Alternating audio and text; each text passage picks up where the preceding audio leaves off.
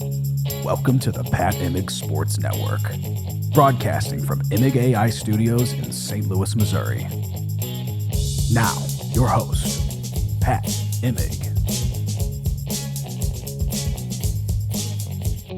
What's up, everybody? It's Pat Imig. It's sports on the Patig Sports Network.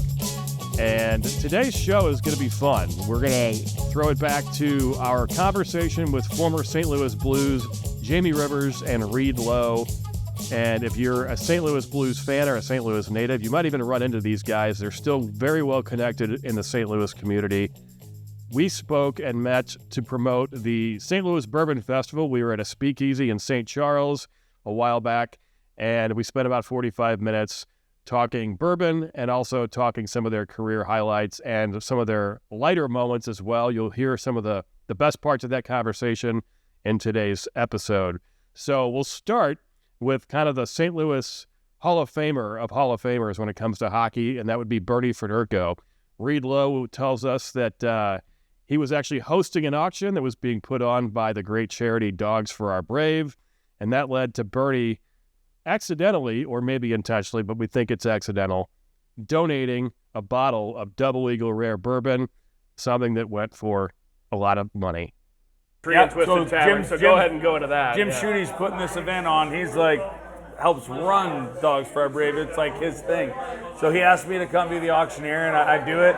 Bernie Federko goes into Twisted Tree all the time. Tyler Layton, I got to give him a shout out. He's the best. He's your chef. Best, one of my best friends, best in the business. So he's there, and Bernie's like, I want to come in. So Bernie walks in the front doors, and Tracy Stamper is there, and she's like, Bernie's like, I just want to make a donation. She's like, well, buy a raffle ticket. It's $250. So Bernie buys a raffle ticket. Okay. So I do the auction items, and I do a lot of auctions, and Jim puts some of the best auction items together that are out there. And he got a bottle of Double Eagle Rare. This is like, you can't, like, they only give it to charities. This thing retails for $15,000 to $30,000 for a 750 milliliter bottle. You push a button and elevator doors open. Like, it's the dumbest thing I've ever seen. So I get done the auction, and like Jim's like doing the raffle. He's like, Bernie Federko. And I just happened to be walking over to the bar, and Bernie's there. And Bernie's like, just go auction it off, Losey. I don't think he knew what he had. Yeah, no, Bernie had no idea, right? Bernie loves his red wine. Yeah. He likes a bourbon every now and then, but he's not a connoisseur. He was. And he's like, so I'm like, oh my God. I go, okay. So I go back up there, and I tell Jim we're going to auction this off. I sold that bottle for $20,000. And Bernie was like, anyway. Bernie's like, can I get it back? No, he ended up getting a tax receipt, so that was like, hindsight is good, but huge win for the charity, but like, oh my God, we were dying laughing. That's my white elephant right now. It's the Double Eagle Rare. I keep trying to track it down in so many places, and it's different. So let that be a lesson. If you're a big wine drinker like Bernie Federko and you don't know the value of a Double Eagle Rare bottle of bourbon, just make sure you consult with somebody before you give it away. Although I'm sure Bernie would probably do it again because that's just kind of the guy that he is. Me being a hardcore journalist, I went to the University of Missouri. I couldn't let something I've long wondered go, and that is, how the heck does Bernie Federko look so ageless? He actually looks younger now than when he used to have a mustache as a player. I brought this to Jamie and Reed's attention. Jamie Rivers with an outstanding response that leads into a fun conversation about Bernie Federko. What's Bernie Federko's secret to aging? Because he doesn't look any different than he did 20 years ago. Bernie's actually a bot. He's a robot, okay? Bernie left us a long time ago, and that's not really the Bernie Federko. Perfect hair, great tan on him. I tell you, the dude looks like he's been on vacation for 30 years, and I respect that. I don't say that out of like envy. No. It's like I respect No, it. we're envious. So he's Saskatoon, Saskatchewan, good to Sasky boy. And the best part about Bernie Federko is his wife's name's Bernadette. Yeah, Bernie and Bernie. Bernie and Bernadette. Like, it's like. And she's the sweetest woman ever. So everybody calls him Bernie, awesome. and they both look at you. Great people, though. Great people. So if Bernie were to show up here sometime, he would just request a glass of red wine, probably. He's a red wine guy for sure. Yeah, big Bernie red loves wine his guy. red wine. He's the nicest guy, though. Like, I really have a lot of respect. Like, Jamie's pretty prominent in the sports community here too, but for the most of us, like, we're like just kind of chill. We don't really get bothered a whole lot. I feel like Bernie is the equivalent. The nicest guy. He's not only the nicest guy, but like in all seriousness, without trying to brown nose or kiss ass, he is to the Blues and St. Louis sports what like Lou Brock, Bob Gibson were. Oh yeah. He's a Hall of Fame player. But he also is involved, loves the community. Career here, but Bernie he cares about people. He cares about like the life that we're living. Like when he comes to things, he genuinely is there. You know, and I don't want to put like other people down that they don't, because it's not. Right. Everybody's enjoying their time there. Some people go above and beyond. Bernie just has this little light about him, and you come up to Bernie and you want to talk to him as a fan, you're gonna get everything. And from a guy that gets probably talked to a hell of a lot more than I do, right? And you do, a Hall of Famer. I don't know how many records he has in St. Louis Blues history. Been on the TV for 35 years. All right, so we're back inside the Pat Imig Sports Network, Imigai Studios. Before we get into the something that I was really excited to talk to them about was like the late 90s, early 2000s Blues teams that won the President's Trophy, and they're going to talk at length about that here in just a few minutes. One of the guys who is a key part of that, of course, Pavol Demitra, who's no longer with us. Obviously, St. Louis Blues fans have a very big and soft spot in their hearts for Pavol Demitra. Also, Reed Lowe, his former teammate, does. Before we get into those seasons, Reed shared his story about how he visited Slovakia for a Pavol Demitra trip that was one of the better things that he's done in quite some time. So here's Reed reminiscing about his trip that it also featured the aforementioned Bernie Federko. Bernie and Bernadette, they have a special place. We went over to Slovakia to raise some money back in 2016 for Pavol Demitra Fund. Nice. Best week of my life. Bernie, Bernadette, there was we had like probably 18 guys there. Greatest trip ever, but I really got to meet Bernie and Bernadette there that weekend and understand who they were as humans, and two of the greatest people I've ever been around. So one of the things that was so great about having this conversation with Reed and with Jamie is how candid they are. That's how they are, whether they're doing a quote-unquote interview or whether they're just seeing you, at a local restaurant.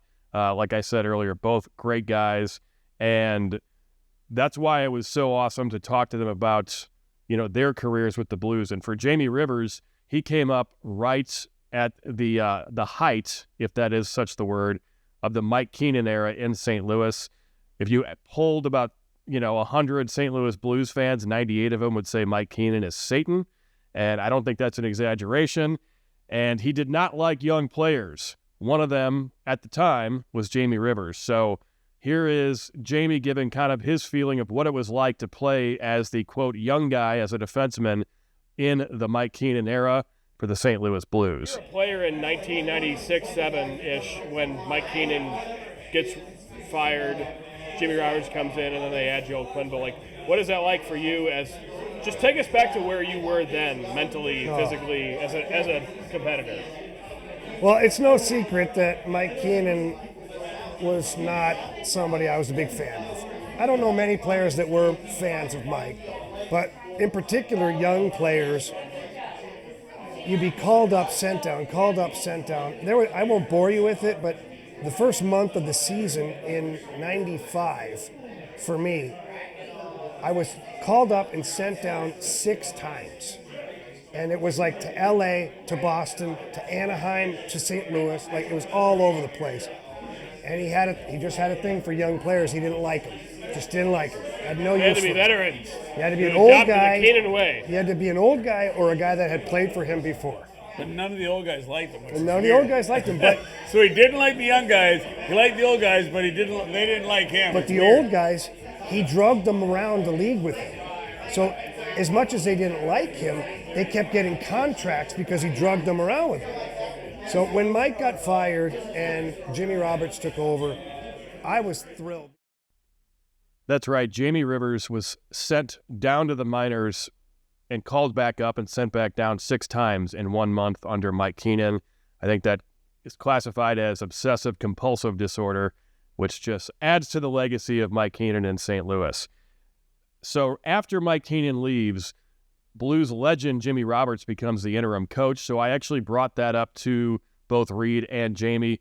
Come to find out, Reed Lowe is one of his hockey idols and mentors is Jimmy Roberts. So you're going to hear about that.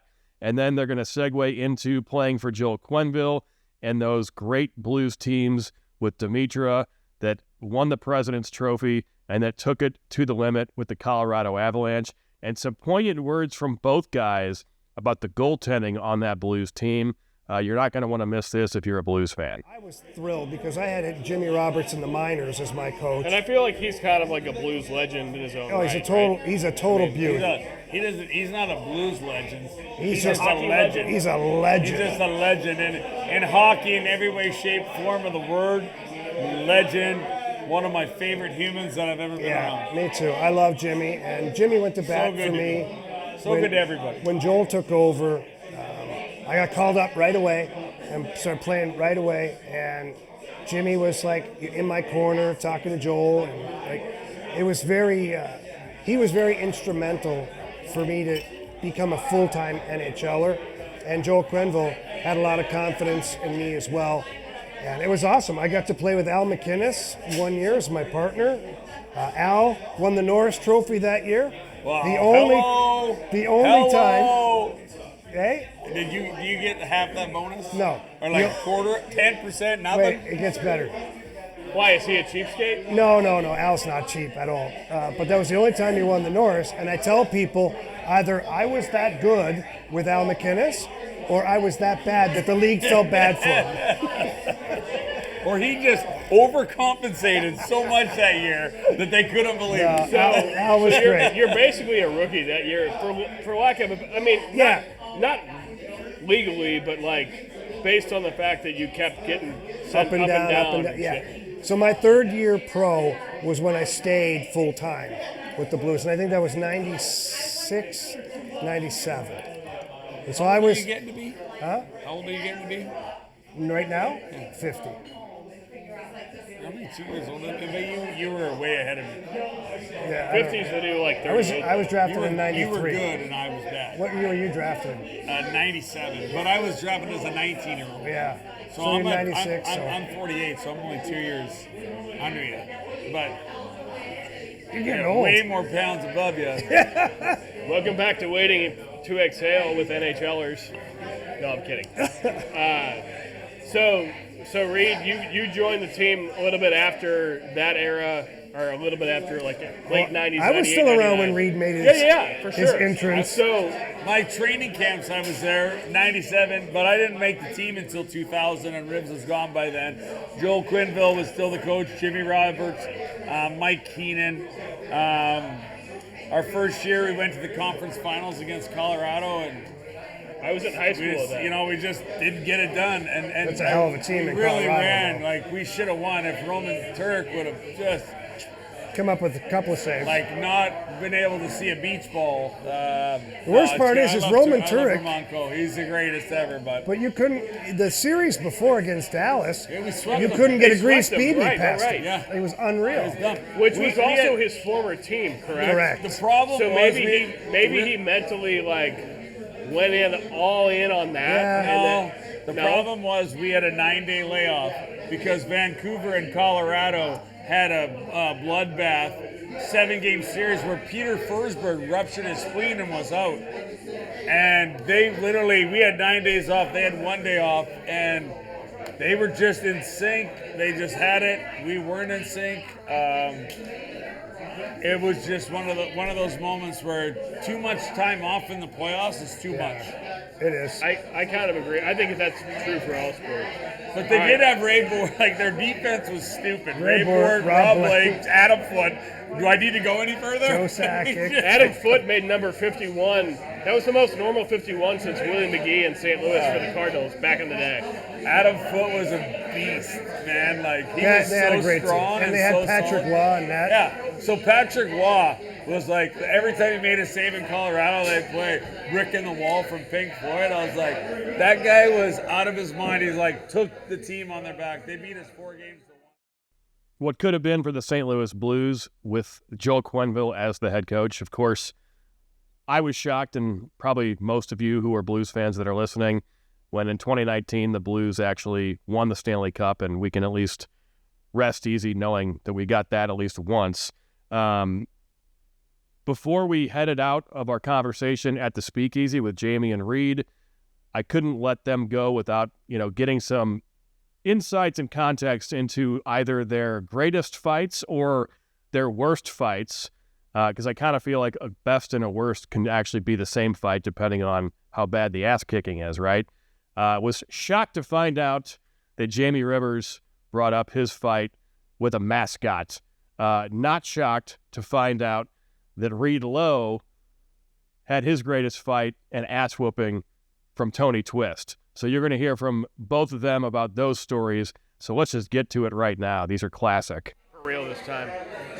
Who is the best or worst fight you've ever had in your life on the ice? And this could be in the NHL or in minor leagues or as a coach or whatever. Wait to hear your answer. No, one of the best fights was I fought Sean Avery in L.A. And I beat what? It makes me want to dream of just beating his ass. I beat the wheels off him. It was a good one. Yeah. Thank you. Now my worst fight, I'm playing in Worcester, my first year, and we go into Hershey, and this is actually a really funny story. Hershey had a mascot that skated around and whatnot, the Hershey Bear, at the old barn. Oh, Well, it used to sit there at center ice and like shake its butt at us and like stuff like that. We were losing in this game, and I said, if the mascot shakes its butt at me again, I'm hitting the mascot. So we come out and we're skating around, and the Hershey Bear comes to center ice and starts doing its thing. I took 2 hard strides and drilled the mascot. Nice. True story. The head went flying into the corner, and I didn't realize that at the time. I was like, as soon as I hit, I was like, why'd you do that? Could have been a kid, could have been a woman. The kids were horrified. The Hershey Bear head is in the corner. It was unreal. So following that, though, the Hershey players took offense to it, and we had the next scrum that we have. This one guy like kind of grabs me. It's Dan Kordick. So Dan Kordick, and I'm like, I'm not backing down. Like I'm not backing down. He's a big dude. He's what, 6'6", 6'5", 6'6"? Yeah. Well, back then we didn't have YouTube, so I didn't know he was a lefty. Not that I would have done to do great anyways, but it sure would have been nice to have the scouting report. That scouting report. So I grab onto this guy and I'm like, okay, he's big. And I'm like, and he goes, wham, with a left, right in my face. Everything kind of went black. And then he hit me again and everything came back. And I was like, oh, I'm back. I'm doing great. So I just held on for most of the fight, Actually. stayed alive, and managed to get through it all. I would say that my best fight and my worst fight. We'll start with my worst fight. It's kind of a tie, but I'm gonna go ahead and tell the story that Jamie's already heard. I lived it. I saw it. Where Tony Twist threw me around in training camp.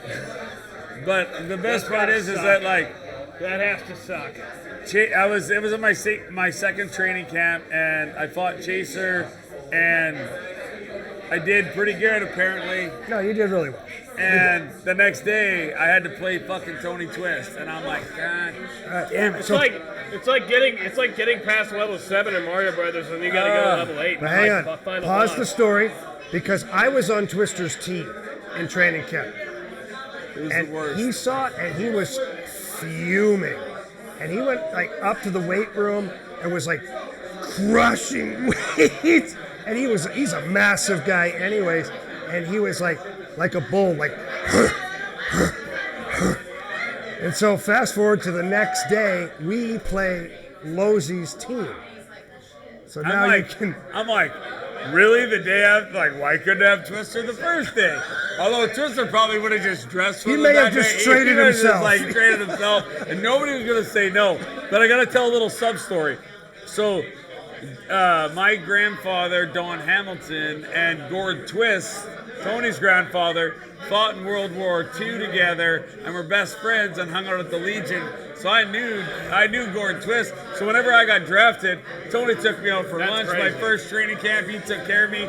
Second training camp, I was like, we have like this stretch out routine the morning of. You're almost like a fraternity pledge. Oh my God. So we have this stretch out. Tony's not there. I seen his bike on the way in. I was like, maybe he got sick, you know? Like, I'm fucking doing Hopefully he got everything ever. So in camp, in training camp, like even if you're a fourth liner, you're a first liner. And Twister waits, he waits. I jump on the ice. He doesn't even wait for somebody to change. He just jumps over the boards and starts yelling, low, low. And I turn around and I have Tony Twist skating at me. I'm 22 years old. I am shitting my pants. I drop my gloves and I'm like, just don't let his right hand hit you good. That's the only thing that I had in my head. Just don't. So anyways, he took it easy on me, and it's funny to listen to him tell this story too. But I ended up on the ice with holding my hands over my ears, and he's open hand slapping my helmet. I'm the fucking sheriff in this town, boy. And I'm just like, yes, you are. Stop hitting me. And so, still to this day, best buddies. One of the greatest alumni brothers that we have. The three of us are great. Yeah. But So as this is happening, because Losey can't see, he doesn't have the video. He's fighting for his life at this point. I'm scared for my life. Twister looked like a father that was scolding a child. He was grabbing the jersey and he was slapping and yelling. And Losey's he's like yelling at him, like, don't you ever. And then finally it ended. But then, in true fashion, when it was over, it was over. Like, we're done here. I think we went on. Like I think he old took me school, out. right? I think he took me out for Like, lunch after. Actually, It happens. He's like, kid, I got you. I'm gonna buy you lunch. And Twister's one of the greatest human beings. Best ever. Like, we were They don't great make friends them. when we played, but post-career, Twister did a lot to help me find my way through retirement and whatnot. And I owe him a lot for everything that I have now. Tony Twist helped me get started with all of it. So I look at Tony Twist and I look at a guy that my grandfather introduced to me through his grandfather, and a guy that has taken care of me. So the training camp hierarchy led to Tony Twist being the father figure. It's just great to hear guys talk about how bad they got their asses kicked and then be like, man, I love that guy. He's just had such a profound impact on my life when he broke my jaw. But that's why they're hockey guys. And in Reed Lowe's case, he's a big moose from Saskatchewan and also one hell of a nice guy. If you are in the St. Louis area and you run, live auctions, you've got big events and you need a local celebrity, Reed Lowe is actually a professional auctioneer. He put that talent on display for us while we were having our conversation at the speakeasy. Pretend like you're auctioning off that bottle of Remus for the All sale right, of this Bourbon bottle of Festival. Remus, we're going to start this thing out at $50. Who'll give me 50 now, 25, how 30 now, 35 and 40, now 45, 50 over here, now 60, 65 now, 70, 75 now, 80, 85 now, 90, 95 once, twice, $95, $90 bid, give me 95, going once, twice, sold it over there to the lady in the red dress. So feel free to reach out to him. And then, of course, Jamie Rivers, you're going to still see him on the television watching your St. Louis Blues. I had a great time with these guys. Awesome guys to talk to. And don't ever hesitate to say hi to him when you see him walking around in St. Louis. So hope you enjoyed today's show. It was sports. It's Pat Imig on the Pat Imig Sports Network. And make sure that you get your podcast subscribed on whatever streaming service that is best for you. And then, of course, the long form on YouTube And we also have other YouTube clips throughout the week at Get Pissin. That's GETPISN on YouTube, as well as all of the social handles, GETPISN. For our dog, Indy, the chief dog officer, for Zach, our producer and engineer, my name is Pat Imig. Thanks, everybody, for tuning in, and we look forward to providing more sports stories here on the Pat Imig Sports Network. Take care.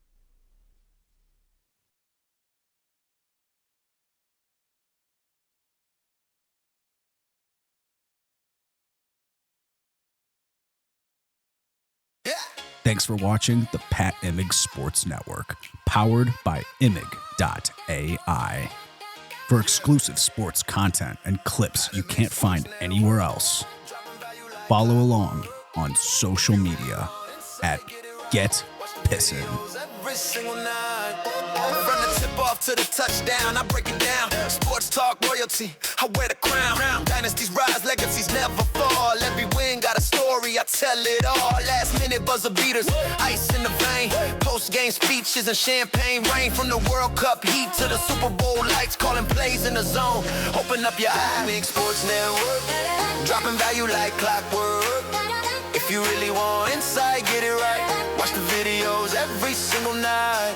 Patig Sports Network, dropping value like clockwork. If you really want insight, get it right. Watch the videos every single night.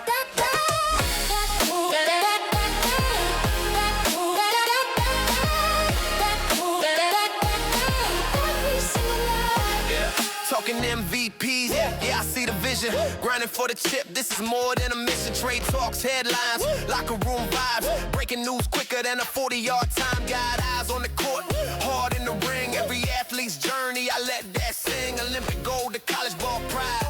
If it's clutch, I got it covered worldwide. Patig Sports Network, dropping value like clockwork. If you really want insight, get it right. Watch the videos every single night. Patig Sports Network, dropping value like clockwork. If you really want insight, get it right. Watch the videos every single night.